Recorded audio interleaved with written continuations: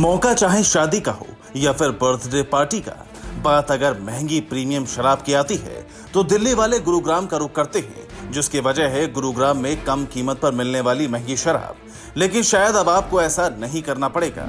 कुछ media reports में सूत्रों के हवाले से यह कहा गया है कि दिल्ली सरकार अपनी शराब पॉलिसी में बड़ा बदलाव करने जा रही है, ताकि वो भी गुरुग्राम जैसे एनसीआर के पड़ोसी शहरों से प्राइस वॉर में मुकाबला कर सके।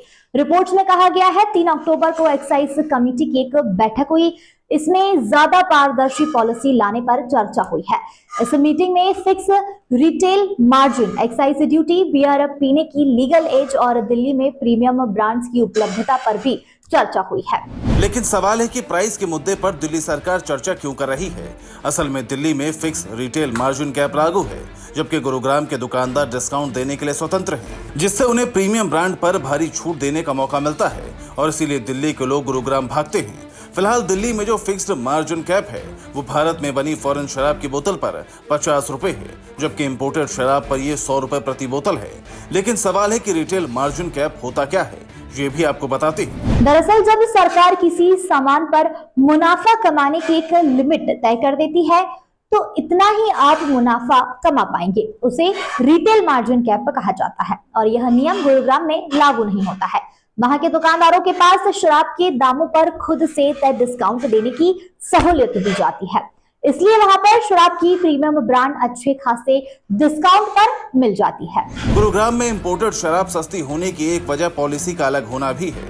वहां नीलामी के जरिए शराब दुकानों को लाइसेंस दिया जाता है। इसके लिए ट्रेडर बड़ी रकम लगाते हैं। ऐसे में वो बिक्री बढ़ाने और मुनाफा कमाने के लिए भारी डिस्काउंट और ऑफर्स का तरीका अपनाते हैं, जबकि दिल्ली में प्राइवेट शराब की दुकानें नहीं हैं। फिलहाल दिल्ली में 4 गवर्नमेंट कॉर्पोरेशन 700 आउटलेट को चलाती है।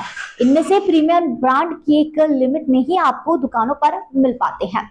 मीटिंग में यह बात भी सामने आई है कि स्टेट की ओर से चलाई जा रही दुकानों में 400 से 600 रुपए के बीच में जो भी शराब मिलती है उसे ही तवज्जो दी जाती है, महंगे ब्रांड को रखा ही नहीं जाता है। इस मीटिंग में प्राइवेट शराब की दुकानें फिर से लाए जाने पर भी चर्चा हुई है।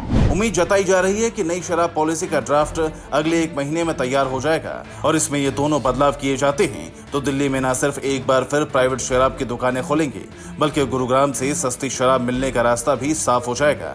Bureau report, B24 news.